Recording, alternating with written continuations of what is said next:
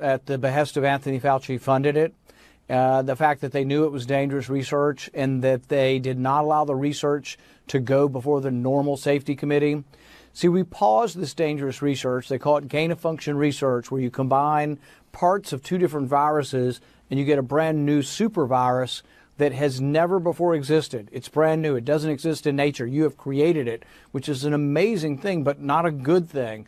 When you create these viruses, there's a danger they leak out from the lab, but we had funded that. So between 2014 and 2016, people became very worried that scientists were now aerosolizing, taking a virus that was 50% lethal, like Ebola, that spreads by bodily fluids like AIDS, so it's not as contagious, just like sitting in a room, and saying, well, why don't we see, hey, let's see if we can mix it with this other virus and see if we can make it aerosolized. They were doing that with the avian flu. The avian flu is deadly, but it mostly kills chickens, doesn't infect humans very well, but they're like, wonder if we can make the avian flu more infectious and see if we can transmit it through the air. And then they did. They did 8 targeted mutations, and so people freaked out. The whole scientific world did around 2012. 2014 to 16, they banned it, but during this period of time, Anthony Fauci continued to give exemptions to it. But here's the curious thing. The research in Wuhan is going on during this time. We've been funding research in China for a long time, but we keep funding it during the ban. But we can't find records of how they got the exemption. We know it had to go through Anthony Fauci. He says approved all of this research. We can't find it. They won't give us the deliberations. They also set up a committee in 2017. They secretly reopened the door. No more ban, but there was a new committee, a pandemic safety committee that was supposed to review this. There's no way this research shouldn't have gone before the committee. And it didn't go before the committee. All of a sudden, it just, boom, it was getting done. So for 3 years, I've been asking, I want to see the deliberations that happened at the NIH. None of this is classified. It's just science research. It's now 5 years old. I want to see deliberations on how you made and who made the decision to fund the research in China. But I still can't get it. So there's an elaborate cover-up. So I became intrigued in this. The first year, 2020, I was skeptical of Fauci. I told him he was stupid to close the schools. I opposed him on everything from the beginning. I opposed the lockdowns. I opposed the bailouts. I was the only one on the Senate floor. I went back after I recovered from COVID and said no loudly. It was a voice vote. I was the only no on all that stupid stuff where people stole hundreds of billions of dollars. Dead people got $1 billion of COVID money. I was the only no on the Senate floor. But as I was opposing this, I became intrigued as the 6 months to a year went on. It's like, wow, I read this article by Nicholas Wade on Medium.com. Yes. Once again, he was banned from everything. He used to be a New York Times writer, banned everywhere. I read this like 25-page story, and I'm like, oh my God, they created this in a lab. And I began investigating this and became intrigued by it. But then what really got me to write the book was I saw this exchange of emails between Anthony Fauci on January 31st, feeding into February 1st of 2020. They start about 5 or 6 o'clock in the afternoon, and it's a crescendo.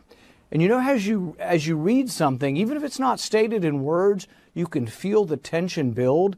You can feel his fear build, and you can see his heart clenching up like this. The last email's at 3 in the morning. And at 3 in the morning, he emails a guy named Bob Cadillac. I didn't know who Bob Cadillac was. Other people knew him, but I didn't know who he was. And then, Bob, I'm sending this article here, sort of in the middle ground, but it was an article basically saying nothing to see here. This came from Nature, not the lab. At 3 in the morning, he can't sleep at 3 in the morning.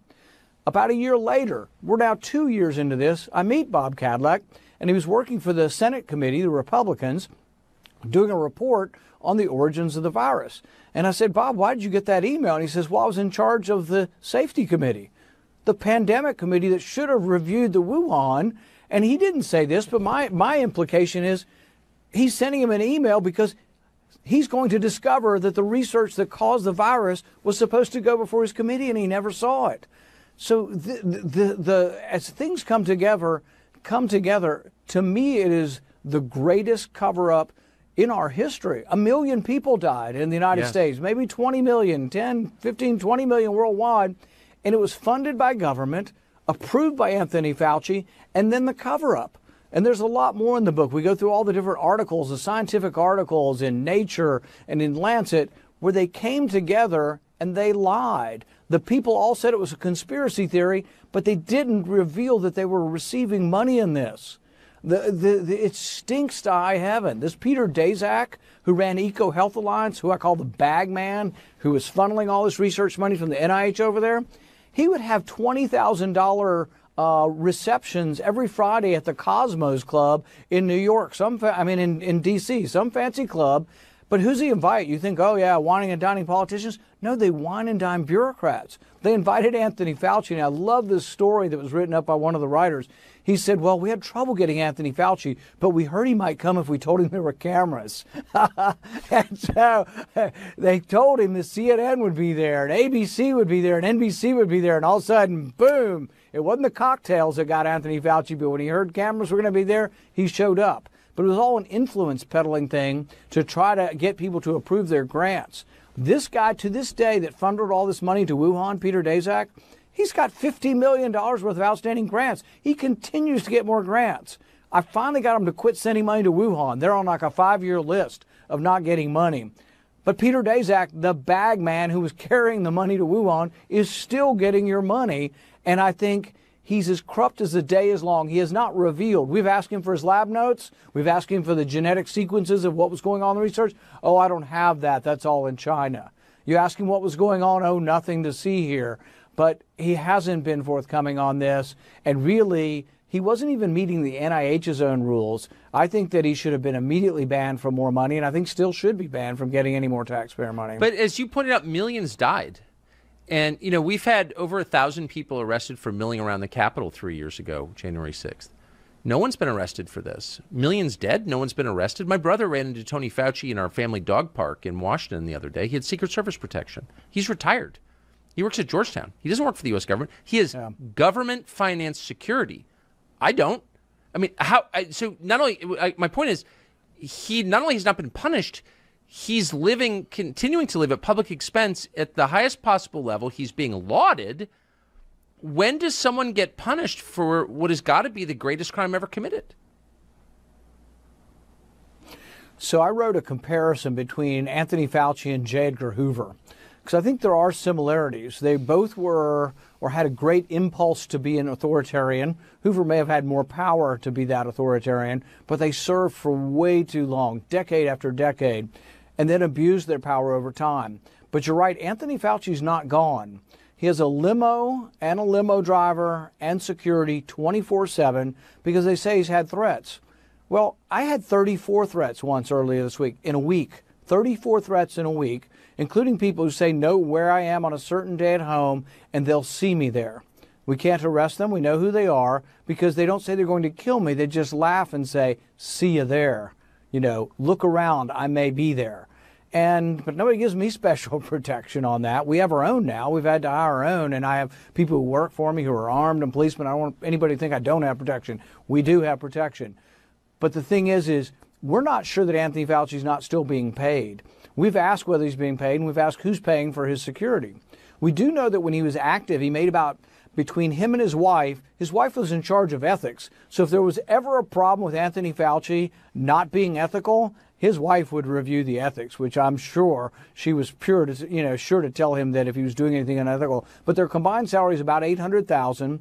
His wealth went from $7 million to $12 million during the pandemic. He got $1 million prize from a private foundation.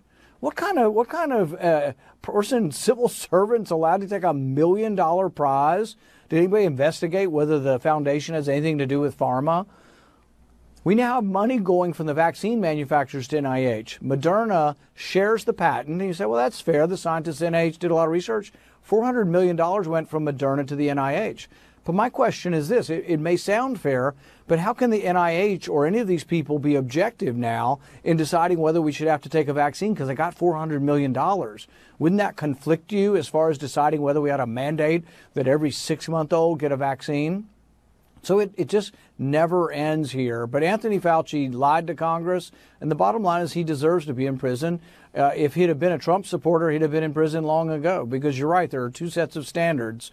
And this is one of the things that's tearing the country apart, and I fear will lead to chaos in our country if it gets worse. And that is that people will come to believe that it depends on my ideology, not the color of my skin, right, but the shade of my ideology is what will get me in trouble.